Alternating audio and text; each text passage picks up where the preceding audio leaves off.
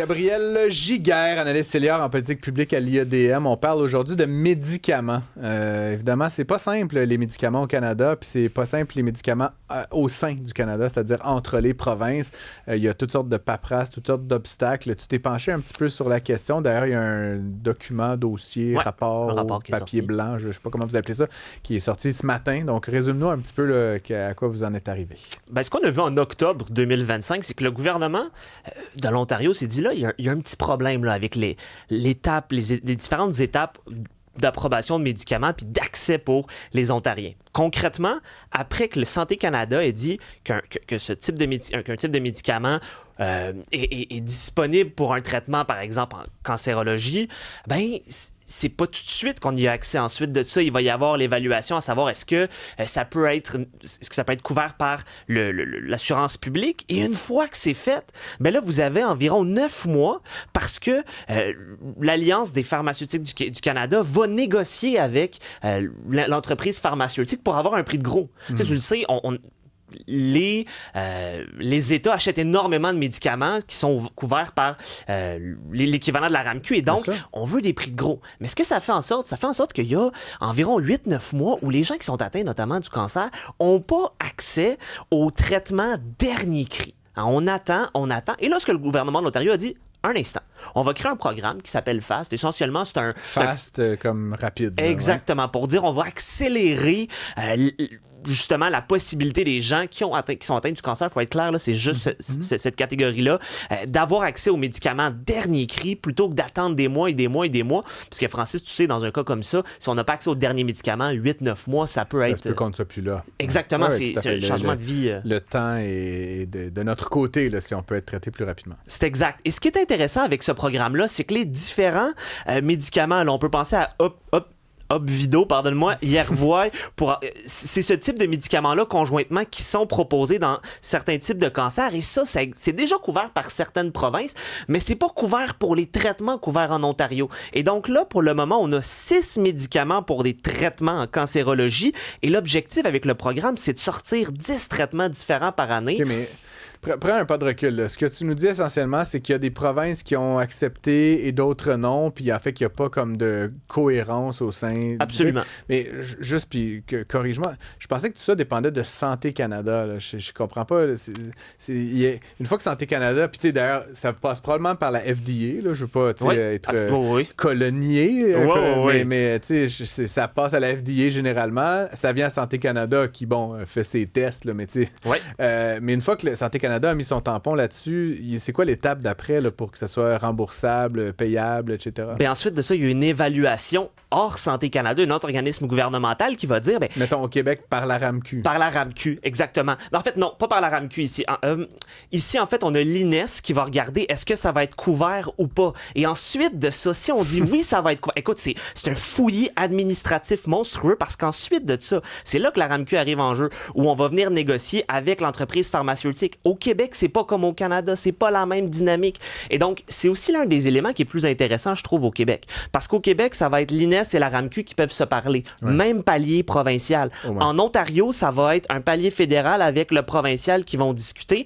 Et donc, il y a toute cette recommandation de politique publique-là qui est là ici. Nous, on regarde l'Ontario. C'est parce que quand tu as des programmes comme ça, c'est intéressant pour les entreprises pharmaceutiques. Tu vois que ton retour sur l'investissement, il est plus rapide.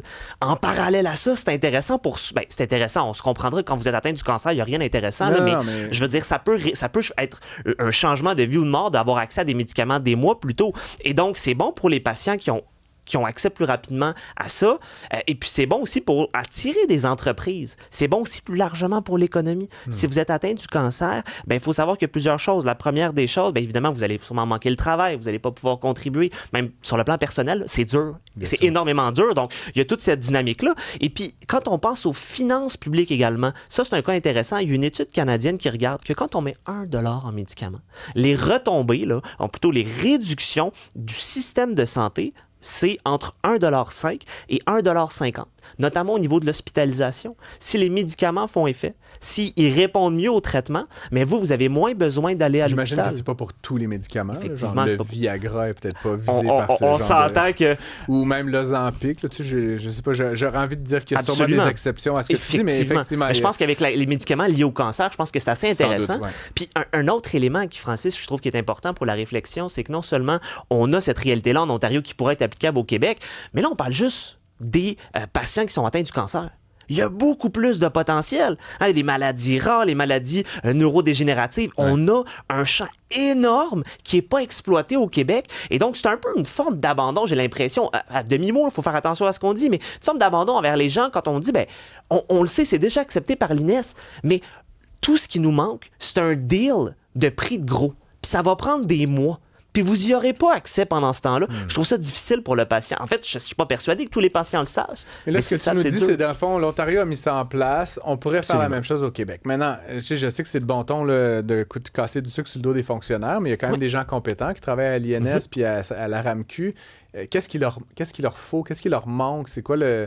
je veux dire, je suis sûr qu'ils veulent bien faire. Là, je veux dire, qu'est-ce qu'il faudrait... Sur qui il faut pousser ou qui doit prendre une décision? Je veux dire, ça me semble pas très compliqué à mettre en place. Mais donc, qu'est-ce qui bloque? Tu as raison de le dire, c'est pas compliqué. Puis là, ici, je suis pas en train de dire...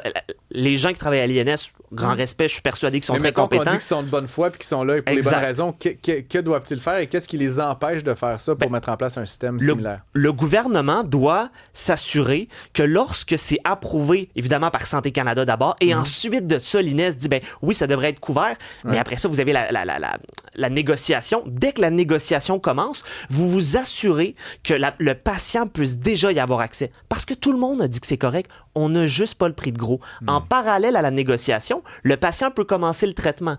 Par contre, et ça c'est très important, c'est déjà intégré dans la politique face de l'Ontario, imaginons qu'on n'arrive pas à avoir un prix. Hein, ça fonctionne pas. Donc, genre, il demande un prix trop cher. Trop cher. Okay. Puis l'État québécois dit non, ou l'État ontarien dit ça fonctionne pas. Alors là, ce qui pourrait se passer, et ça fait partie du programme, c'est de dire attendez un instant, le risque est sur l'entreprise pharmaceutique. Si par exemple, je dois avoir ce traitement-là, l'entreprise pharmaceutique va s'assurer que je finisse le traitement.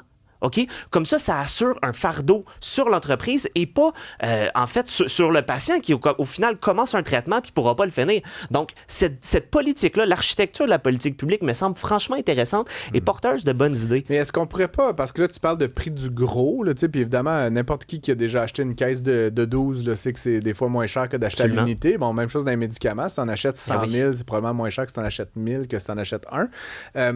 Pourquoi on n'a pas un système où le Canada s'approvisionne, tu sais? Il me semble à 42 millions, comme on achèterait plus qu'à... Québec fait front à part ici. Là, on a toujours notre façon de faire ici au Québec. Okay. Donc, on a notre culture. Mais c'est par volonté d'indépendance, un peu nationaliste. Les autres provinces font tout ça, genre? L'Ontario, il achète-tu avec la Saskatchewan? De ma compréhension, on achète gros avec le reste. Québec fait front à part ici. On est quand même 9-10 millions, là, c'est pas rien. Mais il y a des maladies très rares, là, je veux dire, quand tu as 15 Québécois qui ont ça, tu pourrais les mettre avec les 22 Ontariens puis les 33, ça serait déjà plus, là, non? C'est intéressant comme commentaire. C'est sûr que c'est pas cet élément-là sur lequel on s'est penché, mais c'est effectivement... Évidemment, si on peut être 400 millions comme les États-Unis, c'est encore mieux, là. On n'est pas là, mais effectivement, plus on achète beaucoup de médicaments, moins on va payer cher. Je pense que c'est la logique. Vous achetez une caisse de 60 au lieu d'une caisse de 24, la bière à l'unité coûte moins cher. Effectivement. Ça, c'est assez clair. J'achète pas de caisse de 60, soyons clairs. C'est un contre-exemple un peu bizarre parce que les prix unitaires sont assez bien réglés, là, mais bref. Fait que, grosso modo, on pourrait faire ça, mais c'était pas l'objectif là, de votre texte. Donc, en gros, si je résume, il faudrait que le Québec s'inspire de l'Ontario pour mettre en place ce régime-là. On fait déjà bien le début de la séquence, mais il y a comme une petite passe là, qui se fait pas rapidement. C'est simple. Pendant la négociation. Exact. Et c'est très simple. Puis c'est pas simple, mais j'ai l'impression qu'on a peur que ça finisse par nous coûter trop cher. T'sais, puis évidemment, le ministère de la Santé met déjà, je sais plus combien de 50 ou 60 milliards. Là, on est presque à 70. On arrive proche de 70. J'avais le bon ordre de grandeur. Oui. Mais tu vois ce que je veux dire? On veut éviter qu'il y ait des débordements, puis qu'il y ait un 100 000 par-ci, puis un 100 000 par-là, puis qu'on finisse par ajouter encore des coûts hors de contrôle. Donc, c'est peut-être pour ça qu'on préfère être plus dans la précaution que dans Absolument. ce que tu proposes. Là, ouais. Je le comprends, mais il faut dire que c'est récent aussi en Ontario. Hein? Octobre 2025. Donc, c'est un projet pilote. Il faut le mentionner. On n'a pas encore, là, quand on regarde sur les documents officiels du gouvernement de l'Ontario, on n'a pas de budget alloué. À tout le moins, c'est pas public, ce budget-là. Donc, c'est vraiment exploratoire. Mais encore une fois, puis je reviens à ça, il y a des études, puis évidemment, là, peut-être pas sur certaines pilules comme le Viagra, on s'entendra, mais il y a certaines, quand même, études qui démontrent au Canada que lorsqu'on met $1 de médicaments, on réduit le coût en santé. Donc, il faut intégrer ça dans la réflexion au sein du gouvernement du Québec. Puis ça me semble être difficile de dire « Ah non, nous, ça nous intéresse pas du tout. » Ça nous intéresse pas de s'assurer que les gens, notamment qui ont le cancer, mais pas que, aient accès aux derniers médicaments novateurs. Simple, puis ils vont y avoir accès dans 9 mois, là. Probablement s'ils s'entendent sur un prix. C'est vraiment un dédale administratif. C'est un fouillis. Quand on regarde les organigrammes, c'est assez complexe. Mais c'est pas normal que quand tout le monde dit oui, mais qu'on s'est pas encore entendu sur un prix, ceux qui sont atteints très durement par la maladie n'ont pas accès aux meilleurs médicaments. C'est difficile à comprendre, puis ça serait très difficile à justifier de la part des politiciens québécois. Là, on a une élection qui s'en vient en octobre. Là. C'est le genre de choses que je veux entendre plutôt que de me parler de tout un public, puis ça pourrait être fort intéressant pour les Québécois. Gabriel Giguère, merci beaucoup. À demain. C'est un plaisir.